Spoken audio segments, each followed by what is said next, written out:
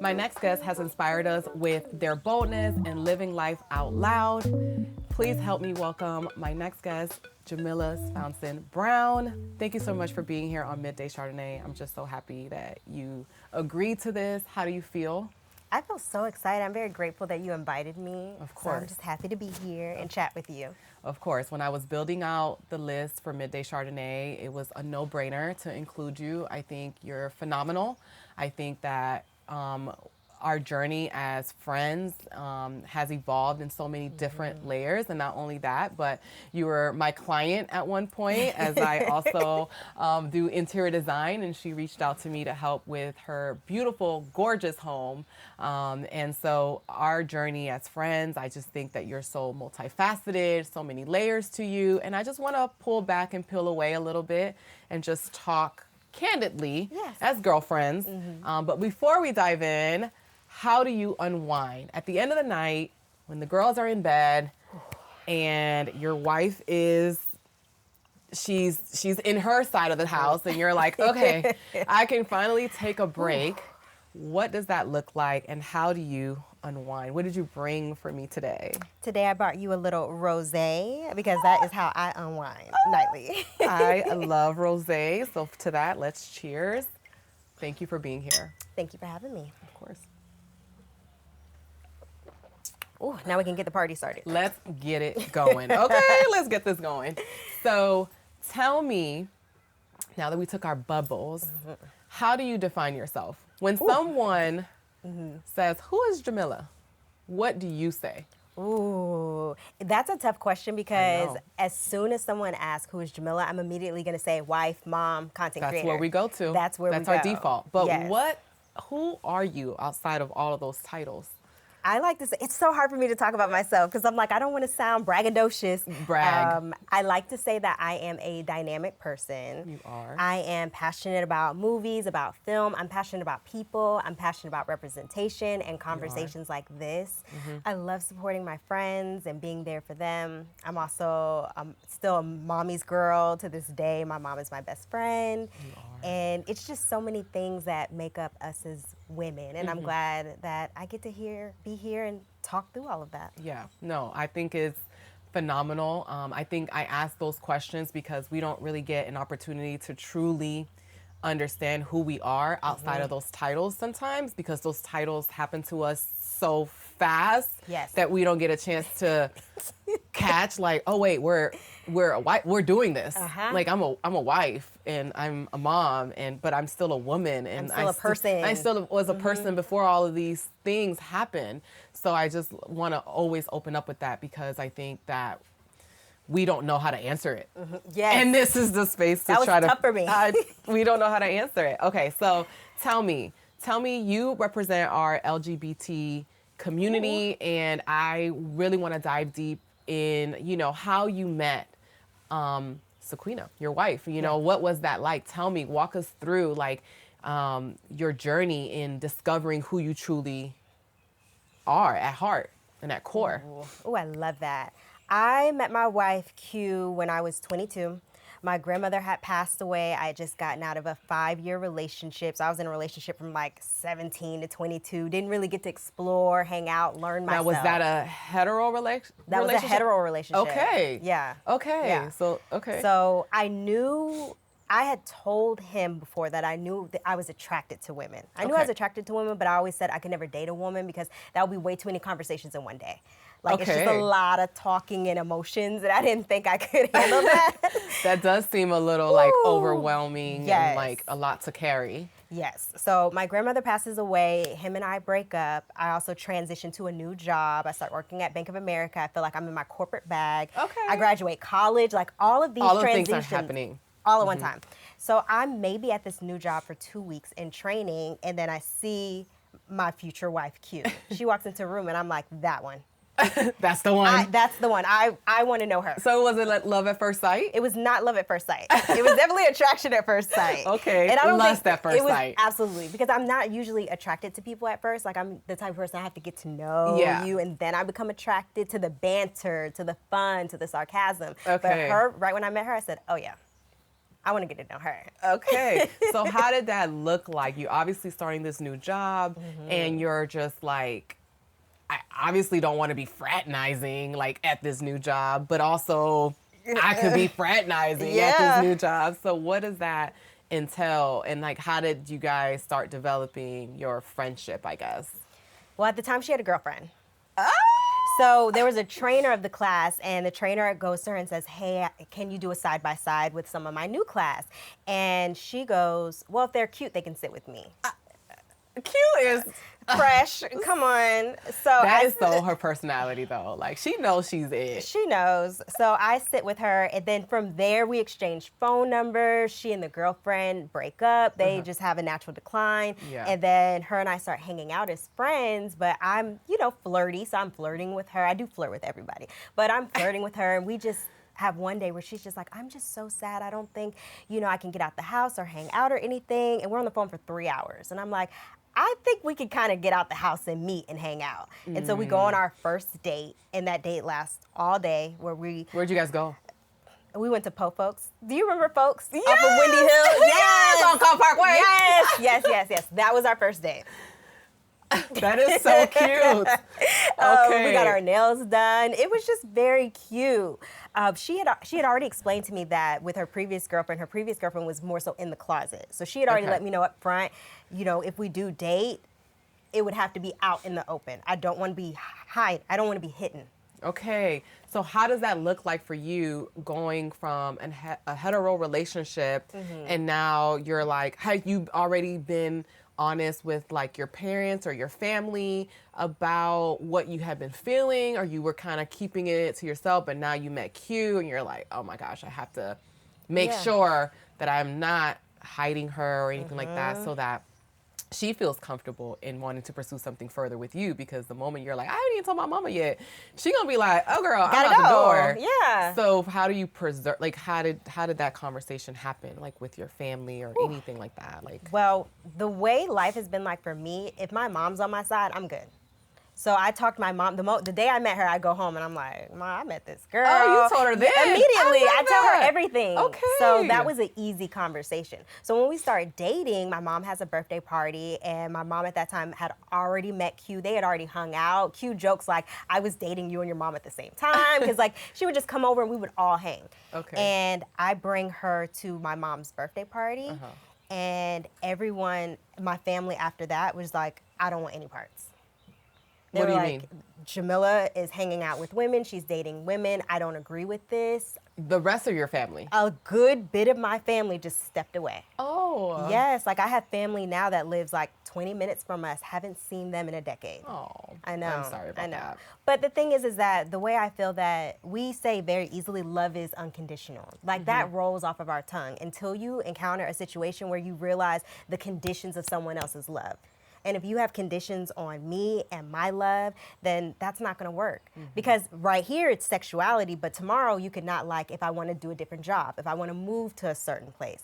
Or change your hair. I wanna change my hair. It's gonna Yeah. always be an issue. So at that point when some of my family members decided that, oh, if you date her, we're not gonna talk again, okay, goodbye. So you were okay with that? Like I was okay. your mom has raised you to have a little bit of tough skin and be able to not Absolutely. wallow in that. And so the beauty is, like you said, if I have my mom's support, I can go against the fine. world. Yes. Now it was Okay. sad, especially Right. because this is all in the same like year that my grandmother passed away. So these are people who told me, I'm gonna be there for you. I'm gonna take care of you. I love you. Yeah. But then you don't. You love me as long as I'm in line doing exactly In what that you want me to box. do. In that Jamilla's box. supposed to go to Georgia State. She's supposed to graduate. She's supposed to get the job, have the house. If And I marry de- the man. And marry the man and have the kids. children and have the dog. And if I deviate from that, it's an issue. That is pretty deep. Yeah. But ultimately, 10 years later, Y'all are still here. We're good. We have 2 kids, Yes. and we're happy. Yes. Yeah. So tell us about that. Tell us about the journey of getting to a space where you're like, okay, I like this girl. We're moving forward in our relationship. And, now we're engaged. We're having our marriage. And now we're thinking about family planning.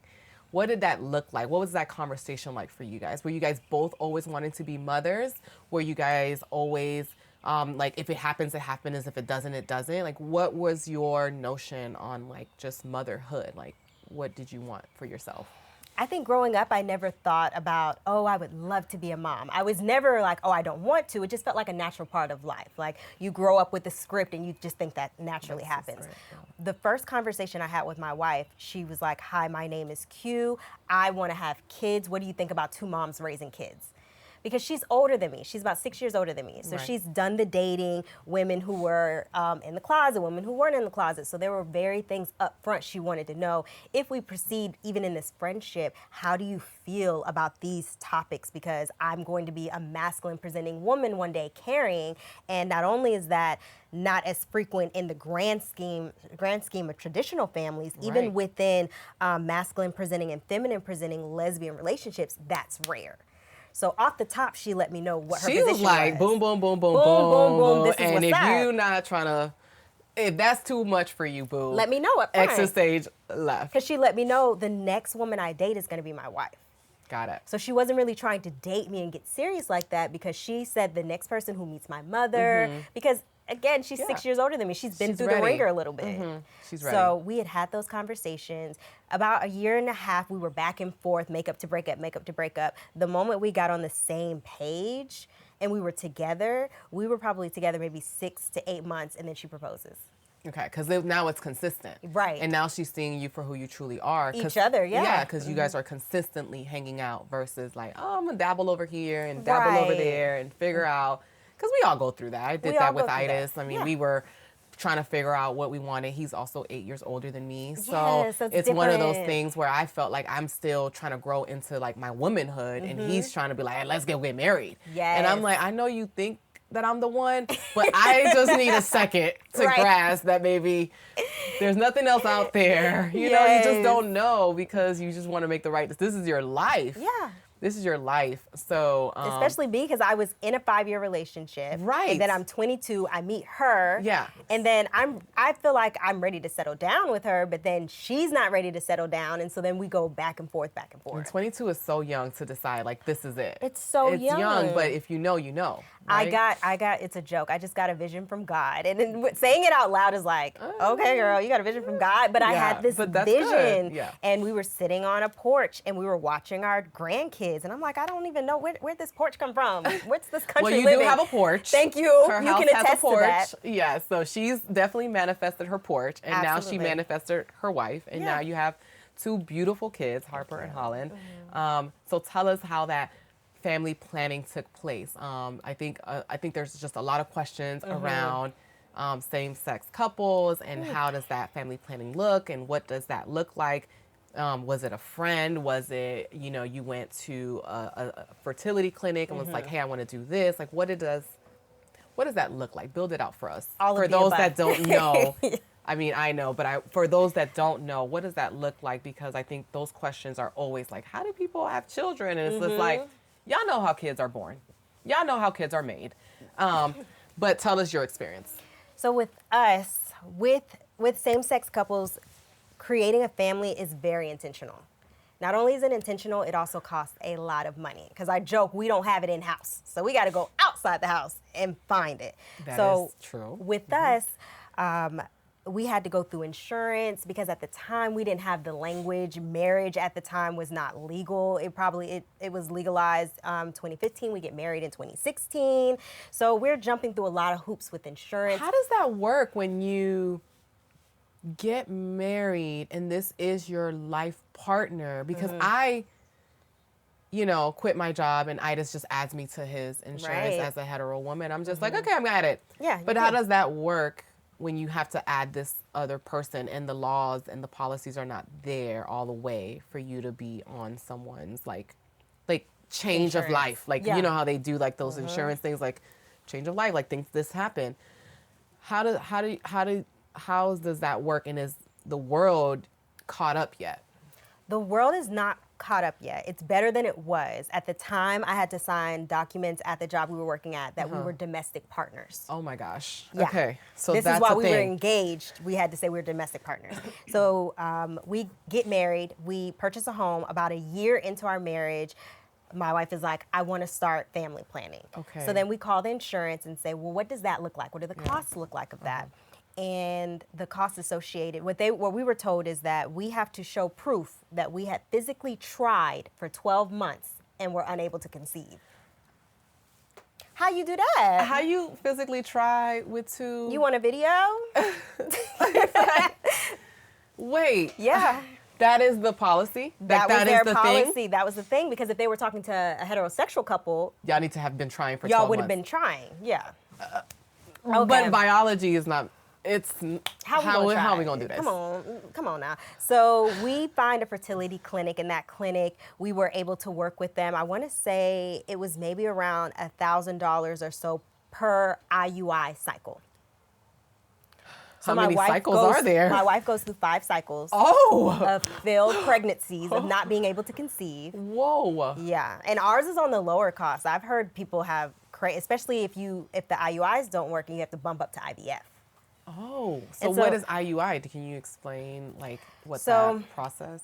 IVI is, you can go to a sperm bank and you can kind of select the sperm specimen that you would like to use. It's honestly like going through a catalog. Yeah. And you're reading about different men's personalities.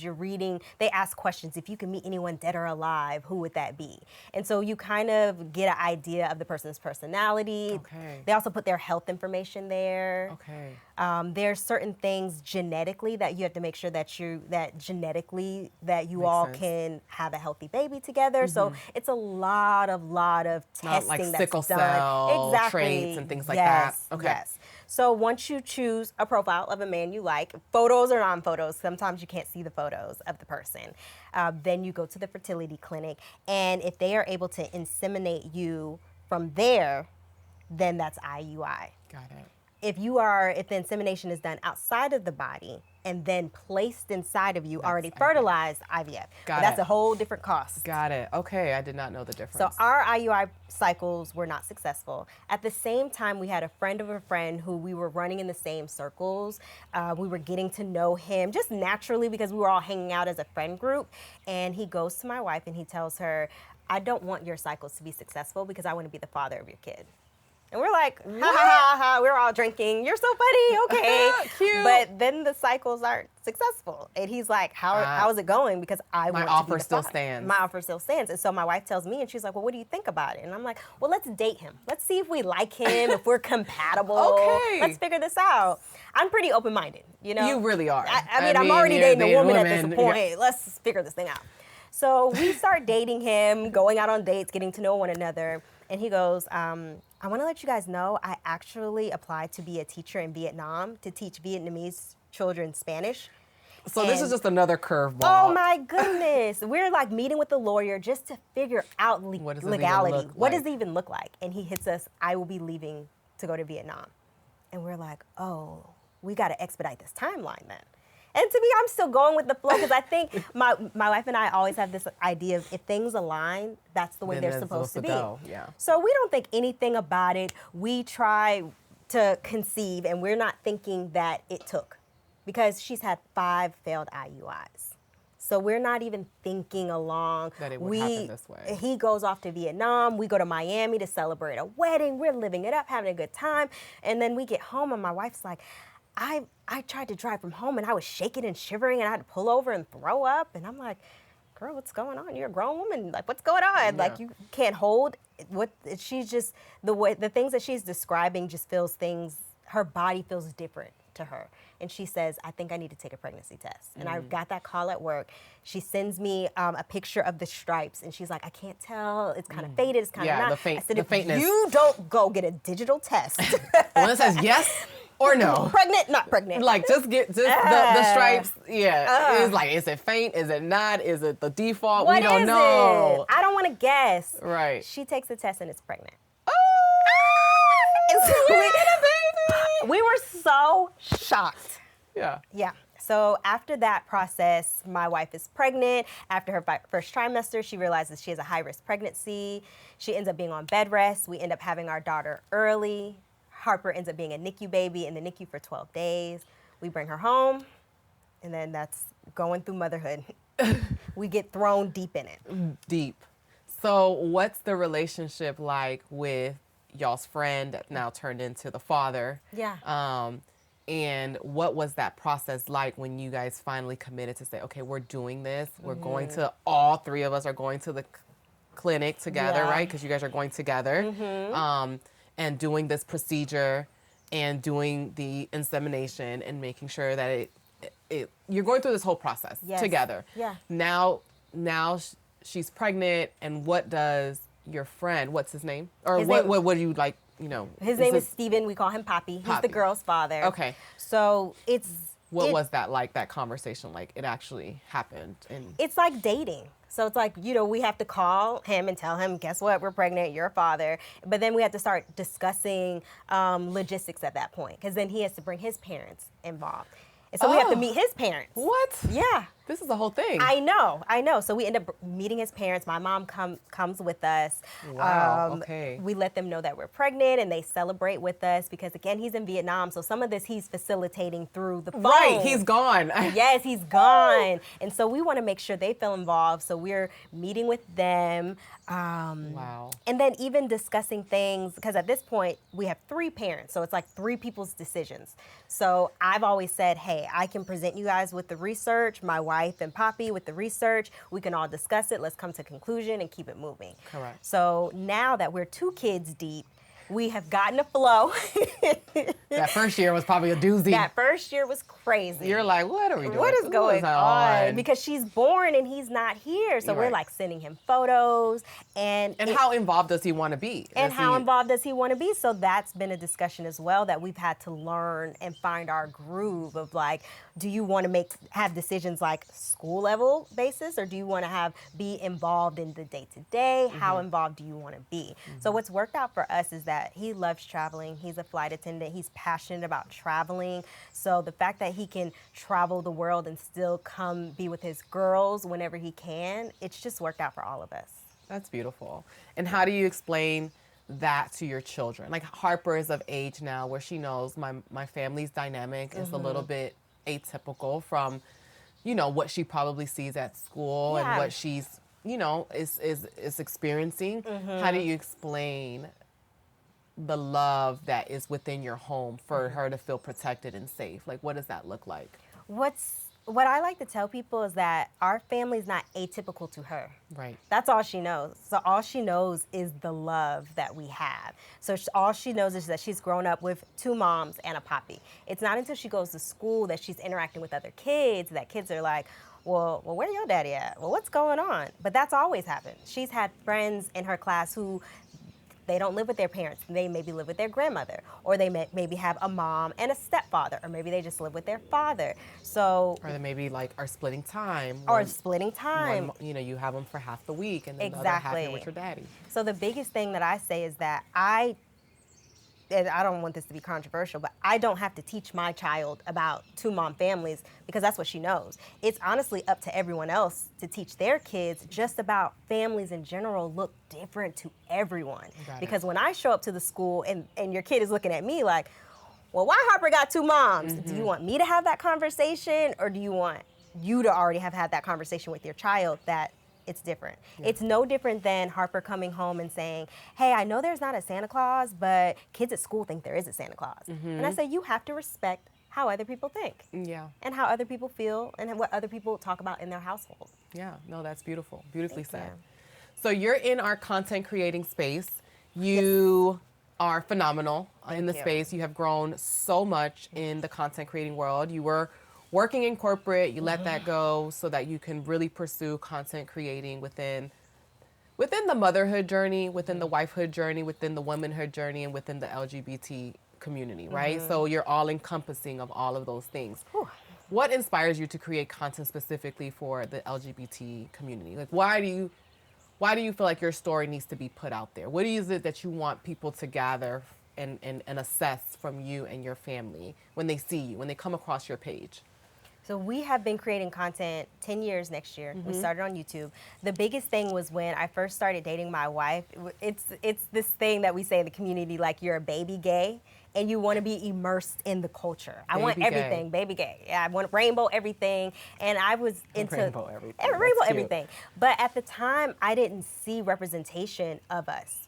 whether in books, on TV, even to this day, how many masculine presenting women off the top of your head can you name as actresses? You know, it's not something that's shown. Lena Waithe was the first person that I saw that was beautifully depicted as a masculine presenting woman on TV. Gorgeous. So I wanted to be the representation that we weren't seeing. So I wanted other people who were coming up after us to say like, hey, I don't know how two women could have a family together. At least they have a vision. This is one path that I could go down. That was important to me. That's the drive. That's why we share. That's why we shared our journey of trying to conceive, even raising our daughters, the conversations that we had, giving birth.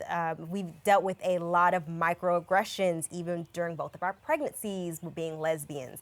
So I share all of that just so that people coming behind us, not a playbook that you have to follow, but this is just our journey and what we've gone through. And it helps just other families navigate, like, okay, Jamilla and Q, they talked about this, so we know how to armor ourselves. Yes. You can just armor yourself into the clinic and into these microaggressions amongst nurses who are gonna probably come up with all of these ways of asking you certain questions that default to their little script, and they're just prepared for whatever their answer is going to be, and so that's beautiful.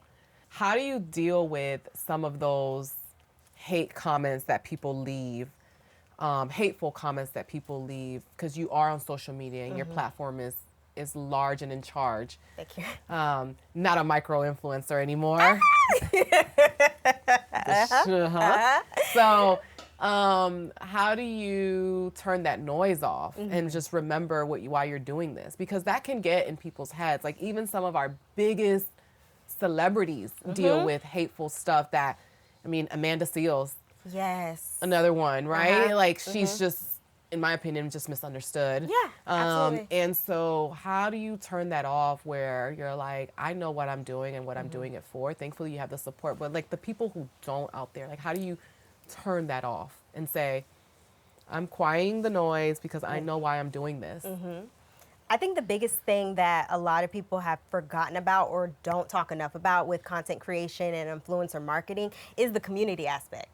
So my biggest thing is that my community is louder and they provide me so much support that one negative comment, and honestly feels a little selfish if I'm giving so much energy to this one negative comment and not addressing everybody else, my community who has supported and said, I love you, we love you, this is great. Yeah, because you're giving this little comment and all this energy, and all these people are like whoosh, pouring into you. You're like, I ain't worried about your little so I have to remember biblical verse. Because they love dropping a biblical voice. What I try to remind myself is that there are people who live in Jamaica and South Africa who send us emails and DMs and say, I cannot legally be in a same-sex relationship. I am scared to walk out my door and even hold hands with my girlfriend. I have been disowned from my family. So any negative comment feels like this small in comparison to what they are going through on a daily basis. That's deep. Yeah, that is deep, because there are people around the world wishing that they just had a moment to just live their life out loud and live their truth out loud. So thank you for that. And thank you for your transparency, honestly. That's just very humbling. Okay, so if you had to look at yourself from 10 years ago, like what would you tell 10 years ago Jamilla? Like what would you tell yourself, like, girl, like just 10 or 15 years ago, before when you was in your relationship, like that young version of you, and you're just looking out hoping like, okay, what does my world look like in 15 or 20 years? Like what would you tell yourself now in retrospect? I would tell myself that you get to have it all. Because I was very much be a good girl, go to school, do what your parents tell you to do, and life will just work out. But we're millennials, we know that's not how it happened. Life threw us a couple of curveballs. And I was scared to say how badly I wanted this life that I get to live now. I was scared to say, I want to go out on my own. I want to be an entrepreneur. I want to create content. I want to inspire people. I want to be the representation that I didn't have. It felt selfish. It felt something that I couldn't touch and see. oh, Jamilla, just stick in banking and just do your banking thing. You become a manager. You've done so many great things. Fly under the radar. Just fly We're under all the radar. flying under this radar. And it's like, no. The moment that I saw a little peek of what I could have and I was able to manifest on that, Baby.